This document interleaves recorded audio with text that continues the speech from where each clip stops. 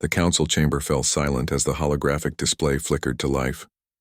Ambassador Velshara stood before the assembled representatives of 47 alien species, her forearms folded across her chest in a gesture of deep concern. The image floating above the central platform showed a star map of human territory, or what used to be human territory. Every single colony marker was now gray, indicating abandoned settlements. "They're all gone," Velshara said quietly. Her translator device converted her native clicks and whistles into standard galactic speech. Every human world, every station, every ship. 47 star systems empty.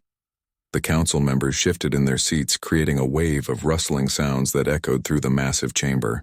Some species whispered among themselves. Others remained perfectly still, processing the information. Commander Zix, a tall reptilian from the Dreth Empire, rose from his seat. His scales gleamed under the artificial lights. "How is this possible? You're telling us that billions of humans simply vanished? What about their defense networks, their communication systems?" Velshara gestured, and the holographic display changed. Now it showed recordings from investigation teams that had visited human worlds over the past 3 weeks. The images were haunting. Cities stood intact but completely empty. Vehicles sat parked in streets where no one walked.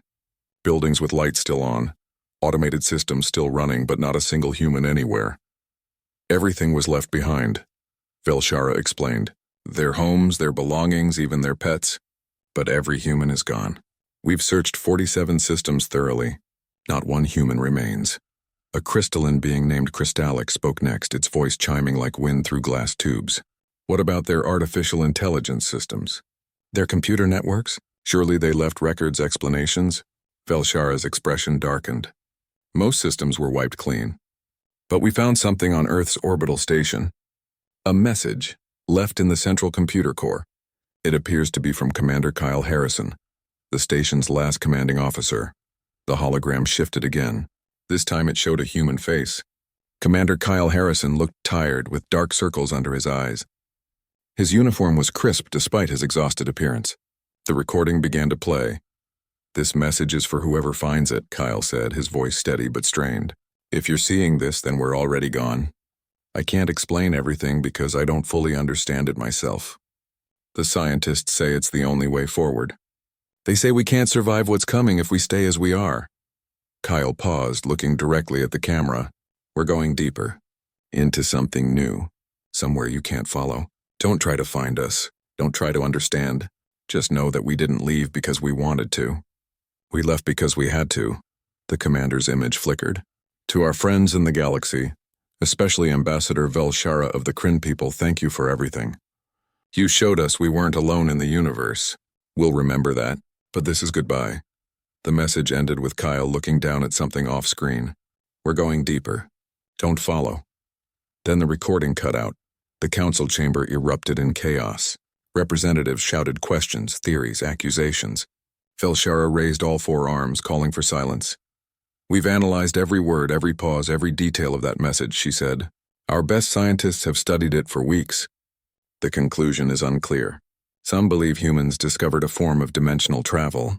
Others think they encountered a threat so severe they chose mass evacuation to an unknown location. A few even suggest they achieved some form of technological ascension. Or they're all dead," Commander Zix said bluntly. "Perhaps this is an elaborate cover-up for a plague or civil war that killed them all." Velshara shook her head. "We found no bodies, no signs of violence, no evidence of disease. Just empty worlds with everything left, as if humans simply stood up from their daily lives and walked away." The debate continued for hours. Each species had their own theory. The philosophical Inari believed humans had transcended physical existence. The practical Boroth insisted on a military explanation. The suspicious Kellics accused other species of genocide. After the council session ended, Velshara returned to her private quarters aboard the council station. She sat in the darkness, staring at a small hologram on her desk. It showed her standing next to Captain Lisa Monroe, a human explorer who had been one of Velshara's closest friends. They'd met 20 years ago when Lisa's ship had first made contact with the Kryn homeworld. Velshara touched the hologram gently. "Where did you go, Lisa?" she whispered. "What did you find that made you all leave?" Over the following months, investigation teams continued searching human space. They found more clues, but nothing that explained the mystery. In a research facility on Mars, they discovered abandoned laboratories filled with advanced physics equipment. The computers there had been wiped too, but scattered notes suggested humans had been working on something they called stellar engineering. On a colony world called New Texas, investigators found a partially completed message carved into a monument in the central plaza. It read, "We reached for the stars but found we had to become them." A listening post near the edge of human territory contained logs from Captain Lisa Monroe's ship, the Horizon's Edge. The final entry was dated 3 days before the disappearance. Lisa had written, "Dr. Foster's calculations are confirmed. It's possible. Not just possible, necessary." The vote was unanimous. All 47 colonies agree. We proceed with Project Starforge in 72 hours. May whatever gods exist forgive us for what we're about to do. Velshara read that log entry dozens of times. Project Starforge. The name appeared in several locations, but always with minimal details. Whatever it was, it had required the agreement of every human colony, every settlement, every ship. They had made a choice together. The galactic community slowly accepted that humanity was gone. Human territory was declared open for resettlement after a year of waiting. The Dreth Empire claimed the most valuable systems. Other species divided the rest. Human technology was studied, copied, and distributed throughout the galaxy. Human cities became tourist attractions. Earth itself was turned into a memorial world, preserved as humans had left it. Museums displayed human artifacts. Universities offered courses on human history and culture. Humanity became a mystery, a legend, a cautionary tale told to young aliens about the dangers of reaching too far into the unknown. But Velshara never stopped searching. She resigned from her position as ambassador and dedicated her life to solving the mystery. She visited every human world, every station, every outpost. She interviewed anyone who had known humans. She collected every scrap of information about Project Starforge. In a hidden facility deep beneath Earth's surface, she finally found something significant. A laboratory that the other investigation teams had missed, sealed behind layers of security that had taken her 3 years to bypass. Inside, she discovered a working computer terminal with intact files. The files were technical, filled with physics equations and engineering specifications that made little sense to her.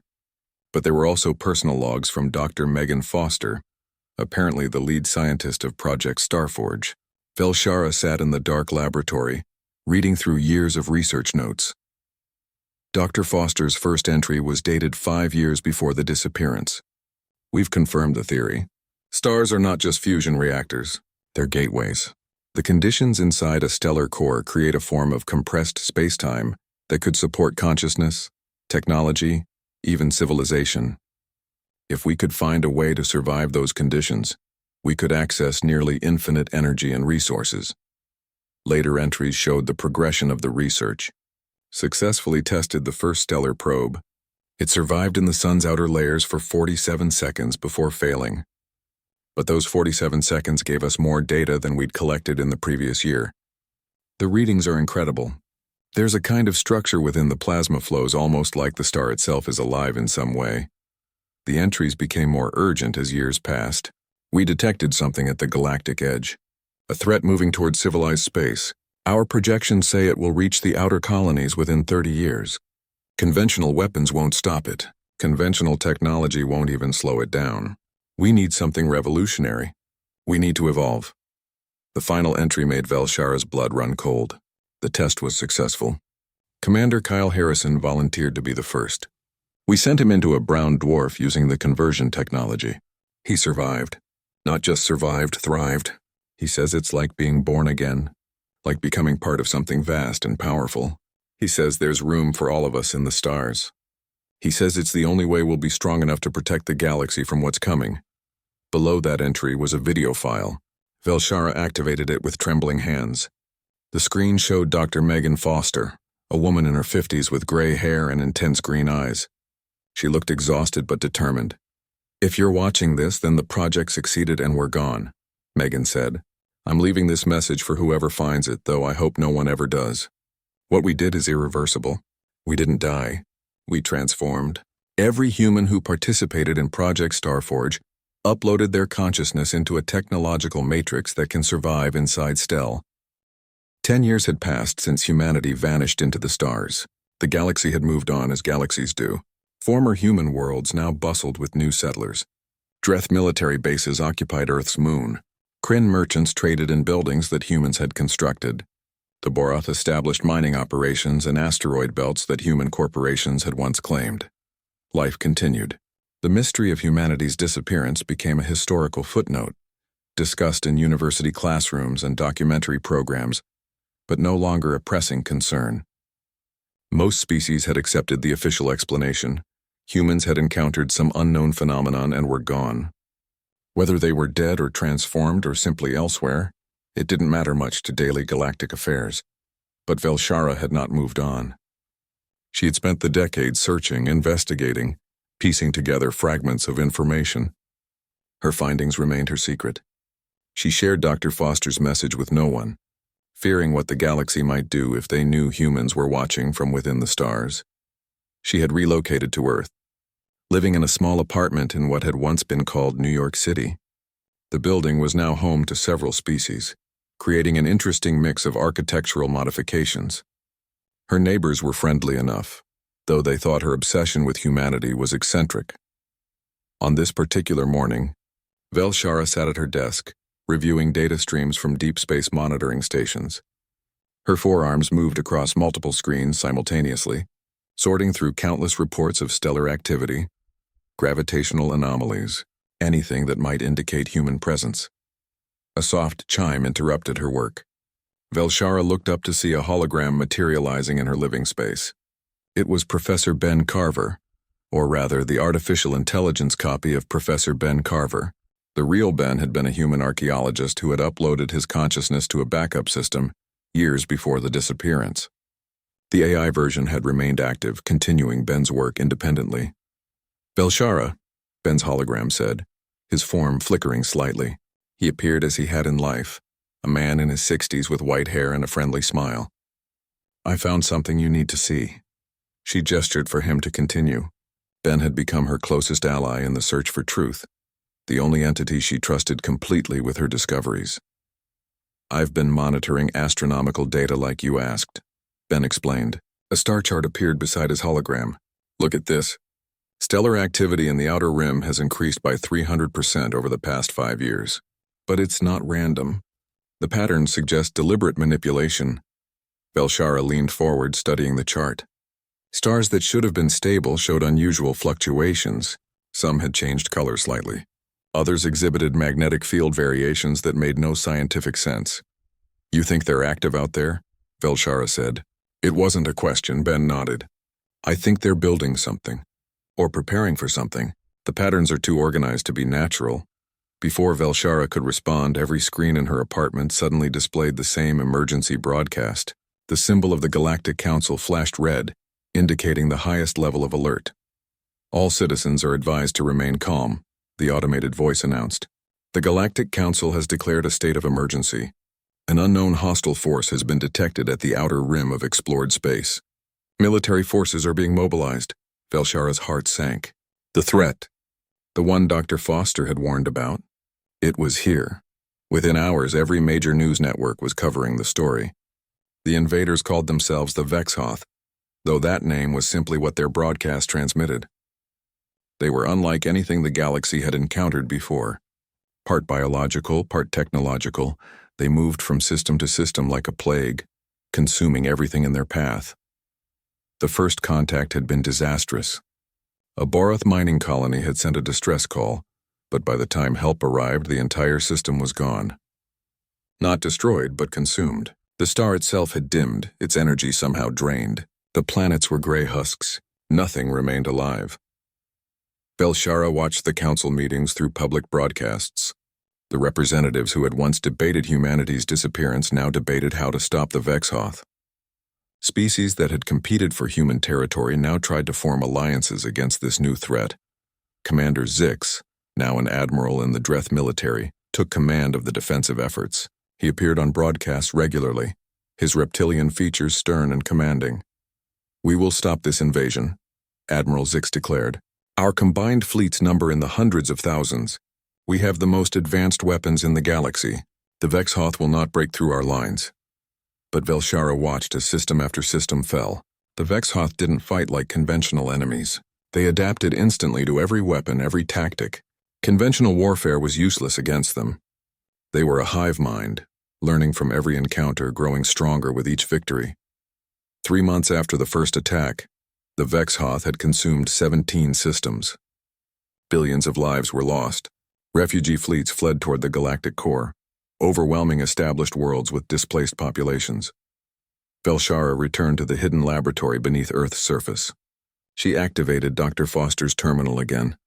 Searching through files she had studied dozens of times before, there had to be something, some clue about how humans had planned to fight this threat.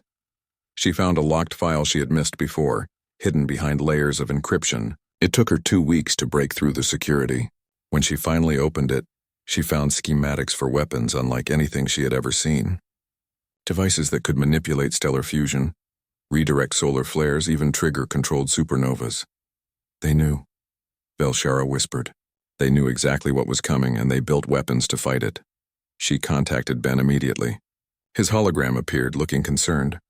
I found their weapons plans, Velshara told him. Stellar weapons. Technology that uses stars as tools of war. Ben studied the schematics she transmitted to him. His artificial eyes widened. This is incredible and terrifying. Do you realize what kind of power this represents? One of these weapons could destroy an entire solar system. That's what they became, Velshara said quietly. They didn't just go into the stars to hide.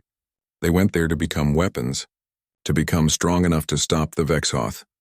She made a decision. She transmitted the schematics to the Galactic Council, along with a detailed report of everything she had discovered about Project Starforge. If humanity wasn't going to return to help, then perhaps their technology could save the galaxy instead. The Council's response came within hours. They wanted to meet with her immediately. Velshara stood before the assembled council once again, just as she had 10 years earlier. But this time the atmosphere was different.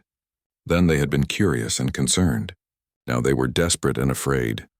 You're telling us that humans transform themselves into stellar beings? Crystallix asked, its chiming voice higher than usual with stress. That they literally live inside stars now? That's what the evidence suggests, Velshara confirmed.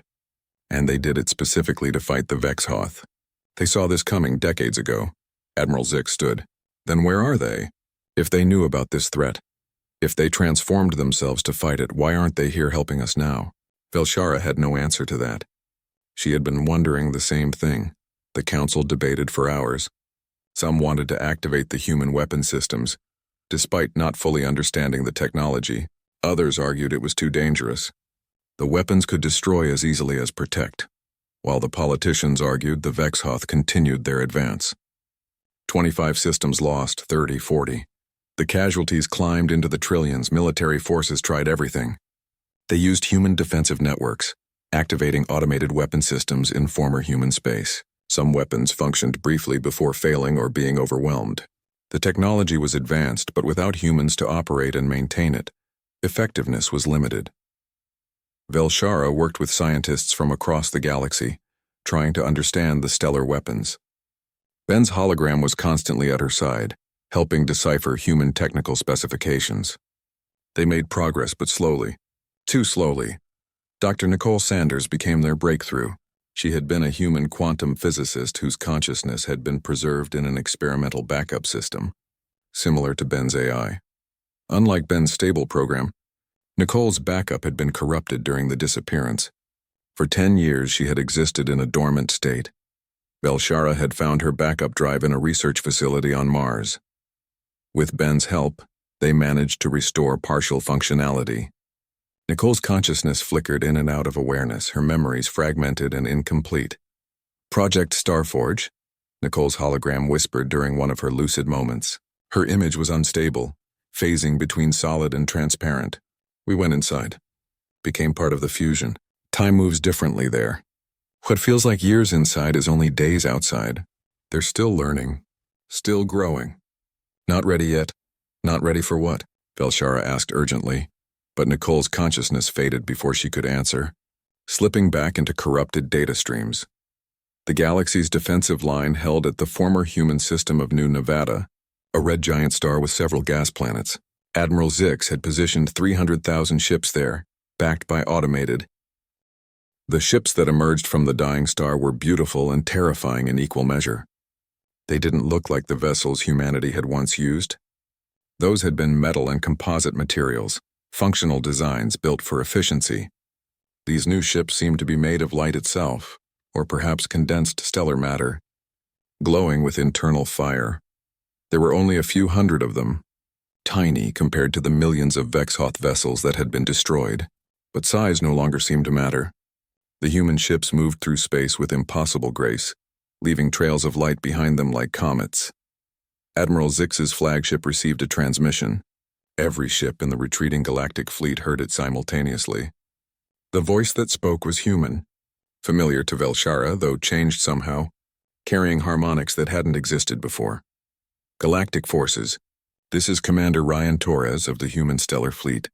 The voice paused, and Velshara could hear something like amusement in it. We told you not to follow us. We told you not to try to understand, but we never said we weren't coming back.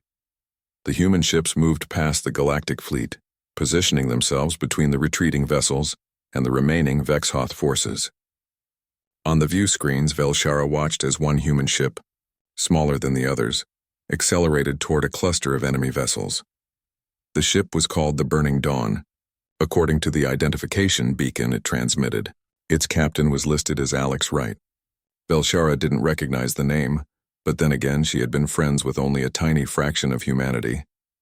Captain Alex Wright's ship approached the Vexhoth cluster and simply passed through it. But where it passed, the enemy ships ignited from within, burning with the same stellar fire that powered the human vessels. In seconds, hundreds of Vexhoth ships were reduced to ash and vapor. All galactic forces, continue your retreat to safe distance, Commander Torres said. We'll handle cleanup here. Once the system is secure, we need to talk. Admiral Zix's voice crackled over the communication channel, raw with shock and confusion. Commander Torres? That's impossible. You were reported missing 23 years ago. You should be dead or nearly 70 years old. It's complicated, Ryan Torres replied. Time works differently where we've been. For you, it's been 20 years. For us, it's been much longer. We have a lot to explain. The battle, if it could even be called that, lasted less than an hour. The human ships moved through the system methodically, eliminating every Vexhoth vessel they found. The enemy tried to adapt, tried to learn, but there was nothing to learn. The human weapons weren't conventional technology that could be understood and countered. They were stellar phenomena given form and purpose. When the last Vexhoth ship was destroyed, the human fleet gathered near the burnt-out core of the red giant. The star wasn't truly dead, Velshara realized as she studied the readings. It had been transformed into something else, something that defied normal stellar classification. Galactic Council and Military Command, Commander Torres transmitted. We're sending coordinates for a meeting. Bring whoever needs to hear this. Bring your scientists, your leaders, your best minds. What we have to tell you will change everything you think you know about humanity, about stars, and about the fight that's coming. The meeting took place aboard the human flagship, a vessel called the Stellar Forge. It was larger than the other human ships, and its interior was unlike anything Velshara had expected. The corridors seemed to shift between solid matter and pure energy. The walls glowed with soft light that might have been illumination, or might have been the ship's structure itself. Velshara was part of the Kryn delegation, along with representatives from 40 different species. Admiral Zix represented the military forces. Council members came from across the galaxy. Everyone wanted answers. They were led to a conference chamber that defied conventional physics. The room appeared to exist in multiple dimensions simultaneously. Through translucent walls, Velshara could see what looked like stellar matter flowing in controlled streams. Possibly the ship's power source, or maybe its structure itself. Commander Ryan Torres entered the room and Velshara's breath caught. He looked human mostly, but changed. His skin had a faint luminescence and his eyes glowed softly with inner fire. He moved with fluid grace that seemed almost weightless. Behind him came Dr. Megan Foster, the architect of Project Starforge. She appeared younger than in her video message from 20 years ago, her gray hair now a vibrant red that seemed to flicker with its own light. With them was Captain Jake Morrison, who Torres introduced as one of the best pilots among the new humanity. "Thank you for coming," Torres said, his voice carrying those strange harmonics. "I know you have questions. We'll answer what we can." Admiral Zix stood immediately. "What happened to humanity? What are you now?" Megan Foster stepped forward. 20 years ago, we made a choice. We detected the Vexhoth approaching from deep space, centuries away at conventional speeds. But our projections showed they were accelerating, feeding on stellar energy to move faster. We calculated they would reach civilized space within our lifetimes. She gestured and a holographic display appeared, showing complex calculations and star charts. We tried to warn the Galactic Council, but our evidence wasn't conclusive enough.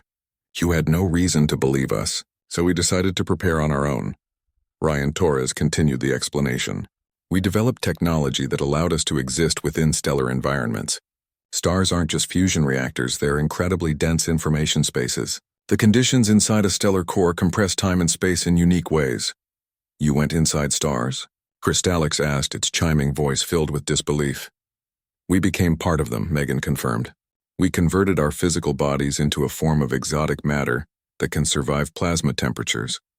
We uploaded our consciousness into quantum matrices that exist within the stellar medium. We literally merged with the stars. The room erupted in chaos. Delegates shouted questions, accusations, expressions of shock and disbelief. Torres raised his hand and the temperature in the room rose slightly, a subtle reminder of what he had become. The room quieted. For those of you experiencing time normally, 20 years have passed, Torres said. But inside stellar environments, time moves faster. Much faster. For us, we've experienced nearly 2,000 years of development. We've built a civilization inside stars. We've had time to develop technology that seems impossible by conventional standards. Captain Jake Morrison spoke for the first time. He was younger than the others, or at least looked younger. His entire body glowed faintly, as if he was barely containing the stellar energies within him. We're not exactly human anymore. We can't survive on normal planets without special equipment. We exist in a state between matter and energy. Our lifespans have changed, our biology has changed, everything has changed. But we're still us, Megan added firmly, still human in the ways that matter. We still remember Earth, our history, our connections to the galaxy. That's why we came back. When we detected the Vexhoth beginning their invasion, we knew we had to help. Velshara finally found her voice. I found your research. I found Dr. Foster's messages. But I never imagined this. Megan smiled at her. You must be Velshara. Captain Lisa Monroe talked about you constantly. She wanted to tell you before we left, but the security protocols were absolute. I'm sorry you had to search for answers alone. Where is Lisa? Velshara asked quietly. She's on the stellar carrier Horizon's memory, named after her old ship. Torres replied gently. She's one of our best engineers now. She wanted to be here, but someone has to maintain the stellar network we've positioned throughout this region. Stellar network? Admiral Zix demanded. What are you talking about? Ryan Torres's expression became serious. That's what we need to discuss. The Vexhoth aren't just an invasion force. They're a cosmic predator that's consumed hundreds of galaxies. They feed on stellar energy, growing stronger with every star system they drain. Conventional weapons can't stop them because they adapt to anything based on conventional physics. But you can stop them, Zix said.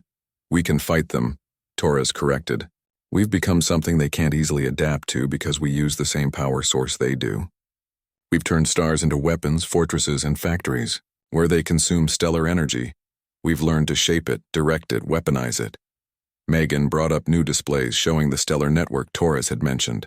Throughout the galaxy, certain stars had been modified, prepared with technology that could turn them into defensive weapons. The modifications were subtle, invisible to normal sensors, but they were everywhere. Over the past 20 years of external time, we've been busy, Megan explained. We've seeded stars throughout the galaxy with our technology. Not enough to win the war alone, but enough to slow the Vexhoth advance and protect key systems. You've been manipulating our stars without permission? One of the council members shouted. That's an act of war. Torres's eyes flashed brighter for a moment. We've been preparing to save your lives. The Vexhoth will consume everything if they're not stopped. Every species, every world, every star. They don't negotiate. They don't have mercy. They just consume and grow and move on to the next galaxy. The communication link flickered to life in Velshara's quarters 3 days after the meeting. She had been staring at the inactive screen for hours, nervous in a way she hadn't felt in years. Then Captain Lisa Monroe's face appeared, and Velshara felt her heart's leap. Lisa looked different but still recognizable. Her dark hair now had streaks of gold that literally glowed. Her brown eyes held depths of light that shifted like flames. She was smiling, that same warm smile Velshara remembered from their first meeting 23 years ago. "Hello, old friend," Lisa said softly. Velshara couldn't speak at first. Tears ran down her face as she reached toward the hologram with all four arms, then pulled them back, remembering it was just an image. "You're alive." "You're really alive." In a manner of speaking, Lisa replied. "I'm not sure alive means the same thing for us anymore. But yes, I'm here, I'm me, just a very different version of me." They talked for hours. Lisa explained what the transformation had been like, how terrifying and wonderful it was to merge consciousness with a stellar core.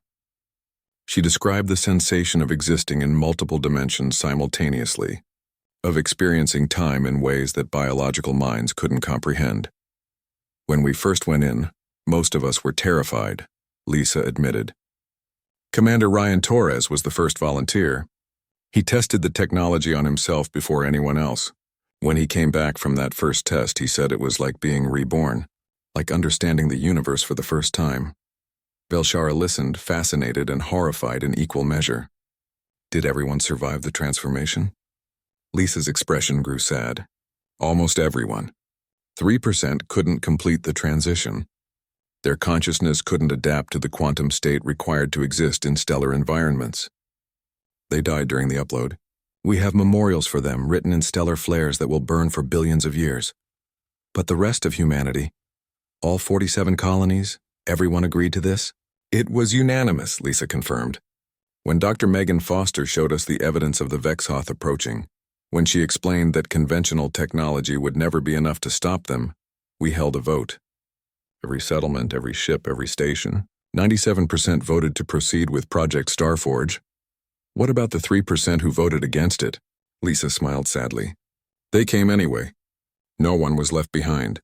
Even those who were afraid, who disagreed, understood that we had to stay together.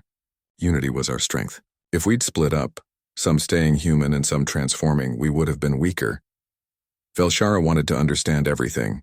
Over the following weeks, she visited the human fleet regularly. Commander Torres gave her access to most areas of the Stellar Forge. She met hundreds of transformed humans, each one unique in how they had adapted to stellar existence. Dr. Megan Foster became her guide to understanding the new humanity. They spent long hours in the flagship's research centers, which looked more like observatories viewing the interior structure of captured stars. The key to everything was understanding that stars are not just fusion reactors, Megan explained, manipulating holographic displays showing stellar structure. They're incredibly complex systems with layers we never understood before. The magnetic fields, the plasma currents, the quantum fluctuations in the core, they all create a kind of information space. You're saying stars think? Velshara asked. Not exactly, Megan replied.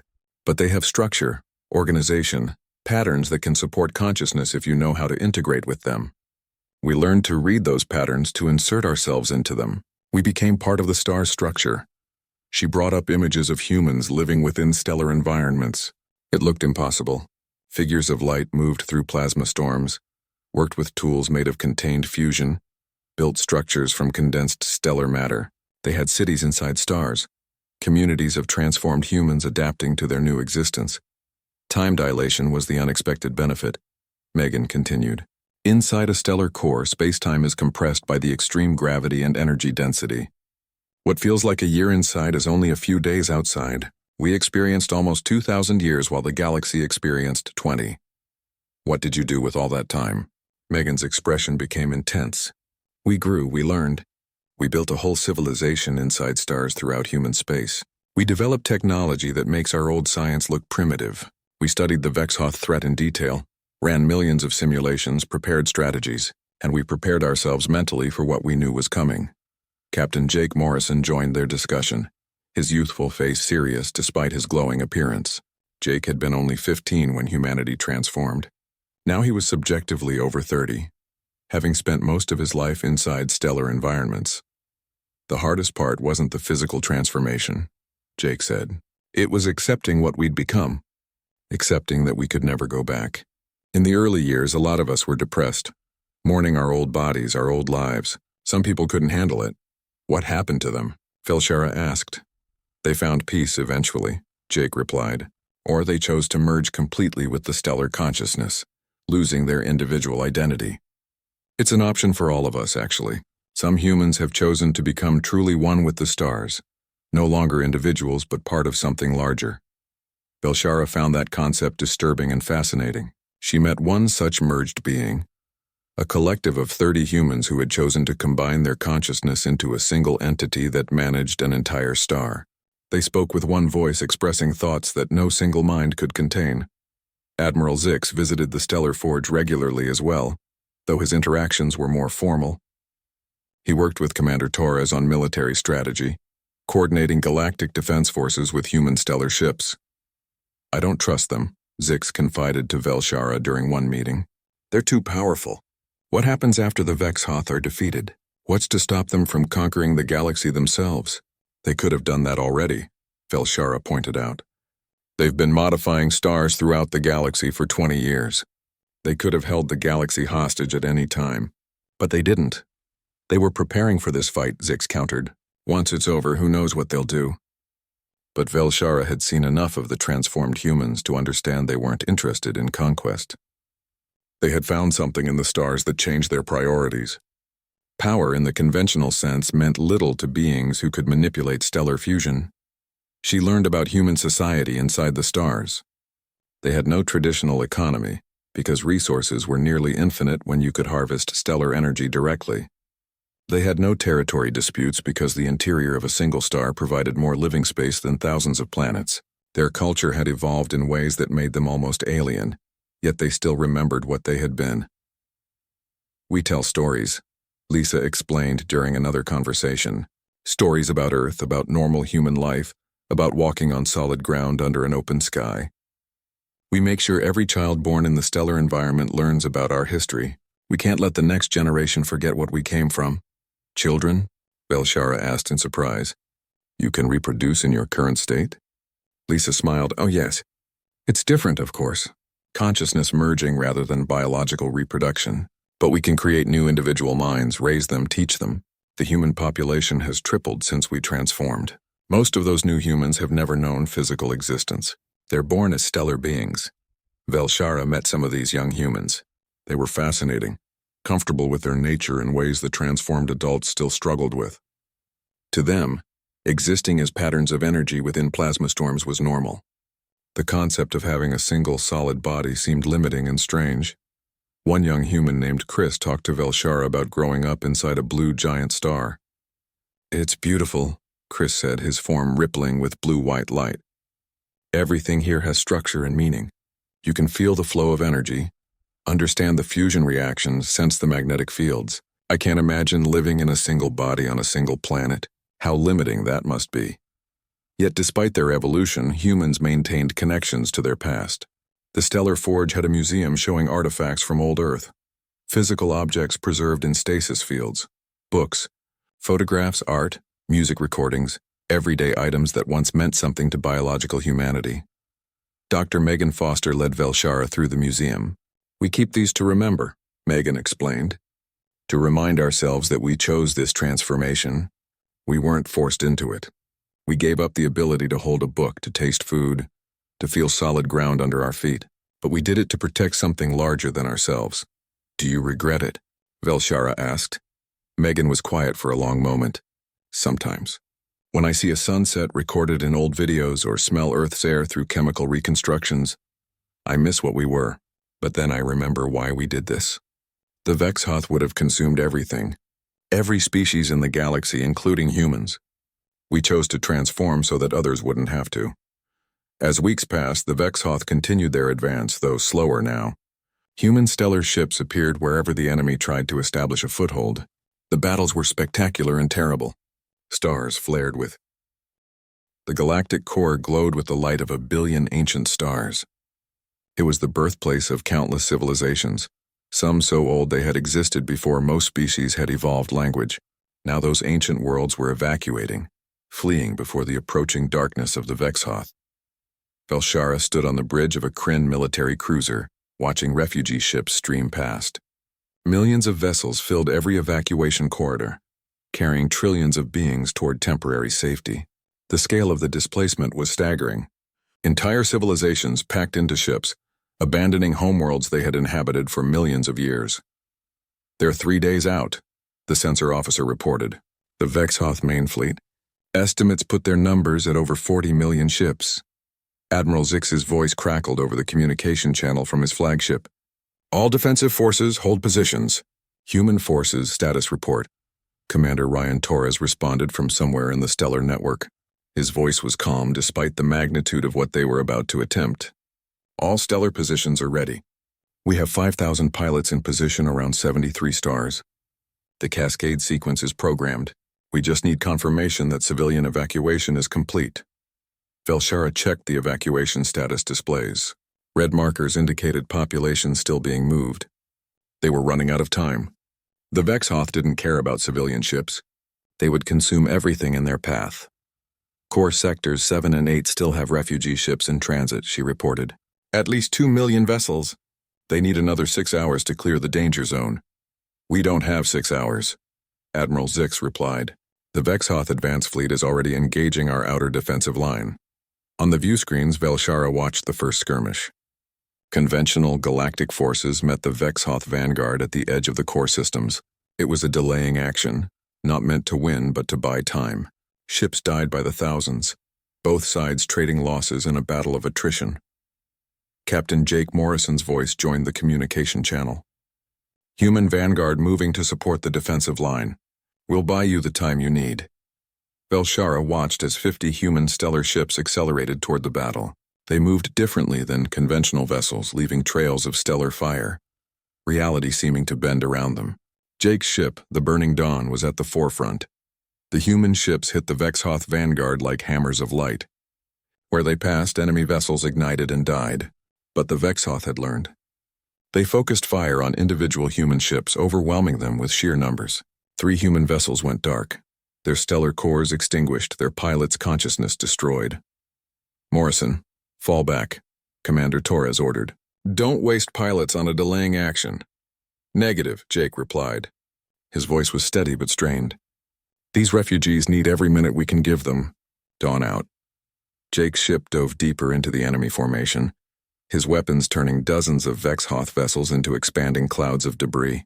2 more human ships followed him, providing covering fire. But the enemy was learning their patterns, adapting to their tactics. Velshara watched helplessly as the Burning Dawn took concentrated fire. The ship's stellar shielding flickered, its hull cracking. Jake was still fighting, still destroying enemy ships, but his vessel was dying around him.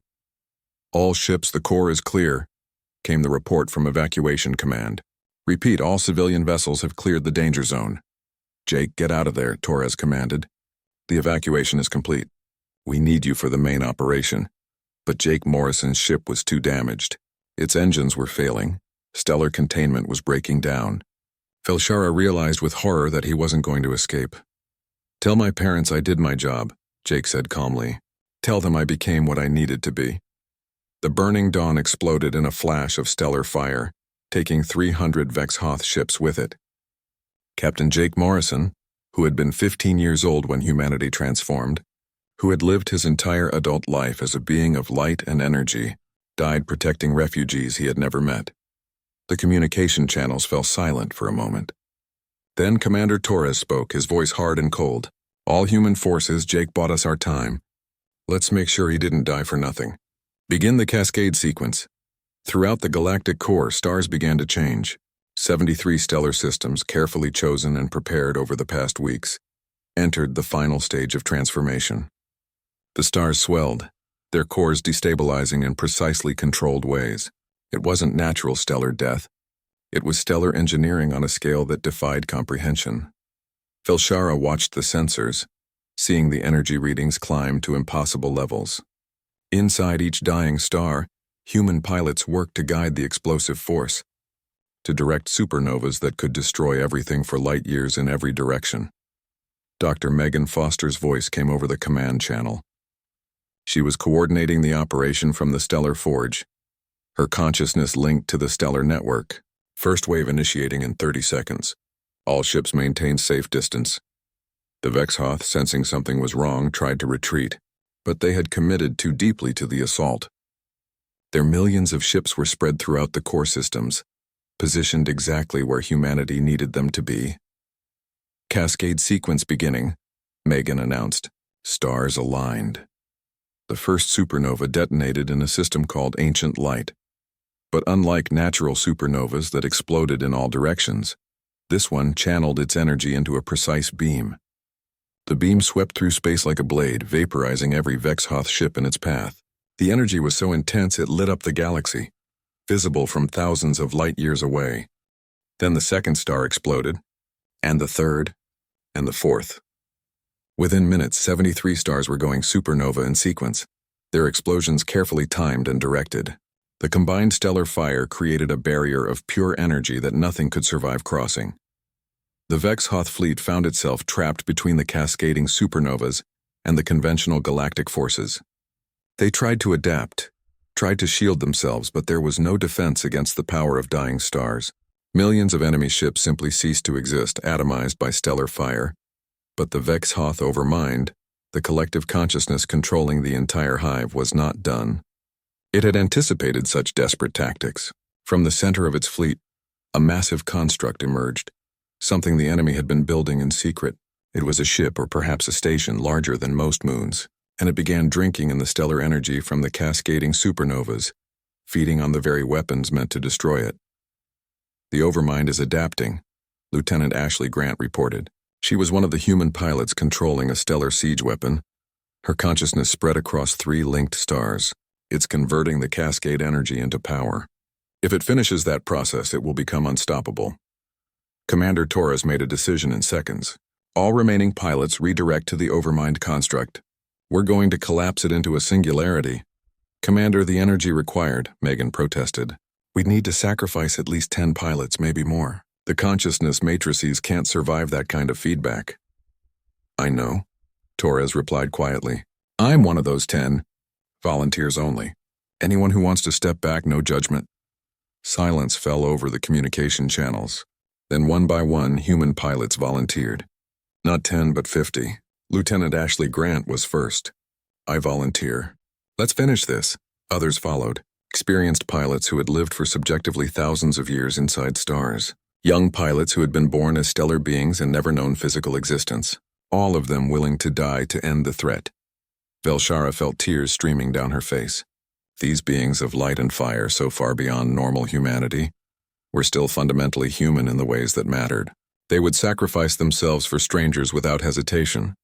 Thank you, Commander Torres said simply. Let's do this right. For Jake, for everyone we've lost, for the galaxy that deserves to survive. 50 human ships, including the Stellar Forge with Torres aboard, moved toward the Overmind construct. Around them, they gathered the remnants of the cascading supernovas, pulling in stellar fire and condensed matter. They were creating a gravitational weapon, forcing reality itself to collapse around the enemy consciousness. The Vexhoth Overmind fought back desperately. It lashed out with energy weapons powered by consumed stars. It tried to adapt, to escape, to survive. But 50 human pilots, working in perfect coordination, formed a net of stellar gravity that nothing could break. Initiating collapse, Torres announced. All forces retreat to safe distance. This is going to get bright. The space around the Overmind construct began to warp. Gravity intensified beyond anything natural. The massive enemy vessel tried to resist, its stolen stellar energy fighting against the collapsing space-time. But humanity had learned to command stars themselves, and against that power, even the ancient Vexhoth Overmind could not stand. A black hole formed in seconds, swallowing the Overmind construct and everything around it. Hundreds of thousands of Vexhoth ships were pulled into the singularity, crushed beyond existence. The enemy consciousness, the collective mind that had consumed galaxies, died screaming silently into the void. And with it, 50 human pilots ceased to exist. Their consciousness matrices couldn't survive the gravitational shear. Commander Ryan Torres, Dr. Megan Foster, Lieutenant Ashley Grant, and